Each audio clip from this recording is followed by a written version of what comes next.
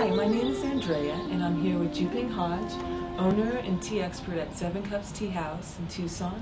We welcome you to our video podcast, and we're going to begin by talking about different types of tea. So Zhuping, I noticed that you have several different types of tea. Can we start with the first one, the one that has the longest history, green tea? Yes, the green tea has the longest history, and also it's very popular in every country. Green tea is not oxidized, and when we make the green tea, after we pick up the fresh leaves, we got a process right away.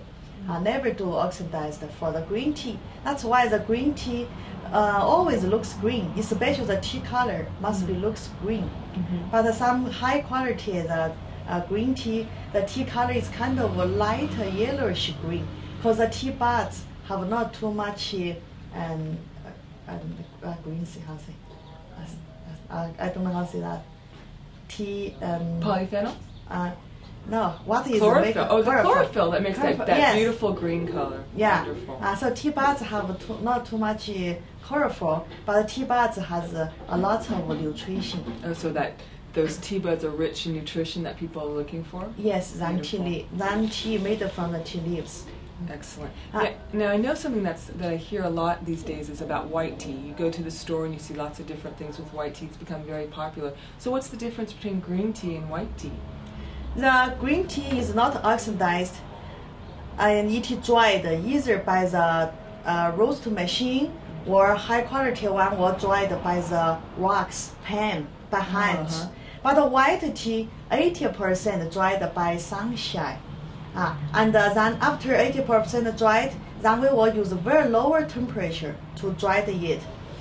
And so white tea now it's very popular because there are lots of research doing about the white tea. They find a lot of the antioxidants, and they find a lot. Even they find more than some certain kinds of green tea. Oh, so it's rich in antioxidants? Yes. Beautiful. I noticed kind of that fuzzy whiteness. Is that part of why they call it white tea? That's white tea is a characteristic. When you say the white tea, you must be say good quality one. You must be say the white fuzzy. That this is Bush's character. If you say white tea, not shows you white feeling or light green feeling, that's a lower quality. Even some tea made from white tea bush, but the way, the skill, how to make the white tea is very special. Maybe they will destroy it, make this white tea become to like a green or other type of tea. So we have green tea and white tea, and I notice with all the teas that we have here, they're not tea bags, they're actually whole leaf tea buds. Why would somebody prefer to have the whole leaf as opposed to just putting a tea bag in? Because the whole tea leaves, we can avoid the bitterness. And the good quality one, we only pick up from the top of the bush, which is one buds, one leaves. We never damage it. We want to keep all the nutrition inside to appreciate the nice taste. Oh, and you can actually, when you're brewing it, you can see your tea leaf. You can see the quality exactly. And the grade. Wonderful. So in tea bags, you really don't know what you're getting. When you have the whole leaf, you can not only enjoy the flavor, you can see it brewing, and you can look at the grade and the quality.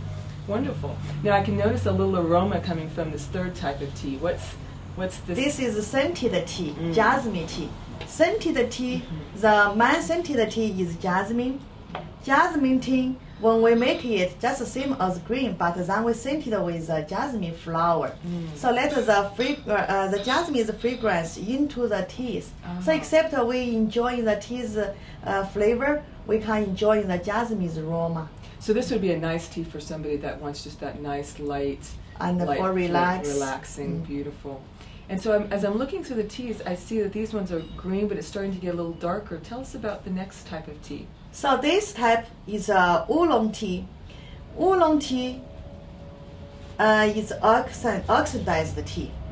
So some oolong tea can be up to the 70% oxidized. Oh, 70%. That's a traditional way to make that's traditional oolong tea, which is this kind of dark. Also, some oolong tea you will say the color is green, is a twist, is a brown twist. and the round shape. That oxidized is very low, only around 15% oxidized. Oolong tea, you can say, the good one, they always keep the whole leaves. When we pick the tea to make the different kinds, the standard for picking even different.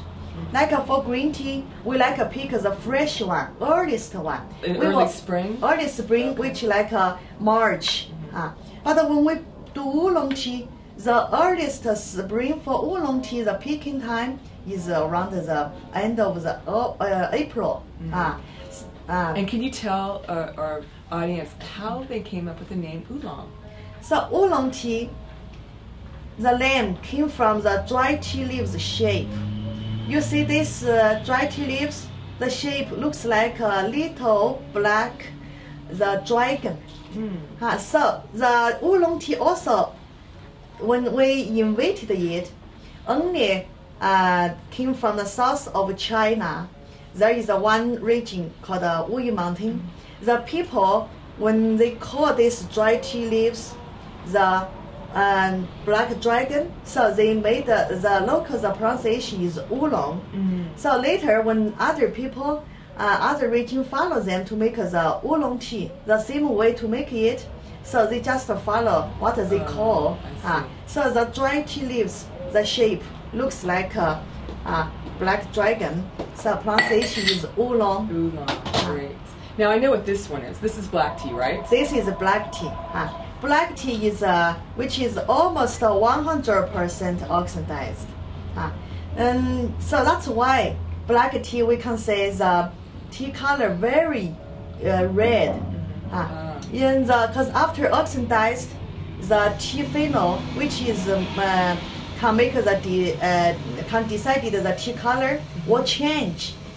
Will change from the green turn to a red.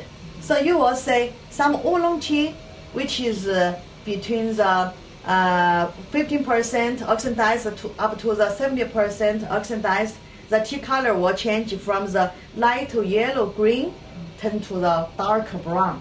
But the black tea is almost 100% oxidized, so the tea color very red.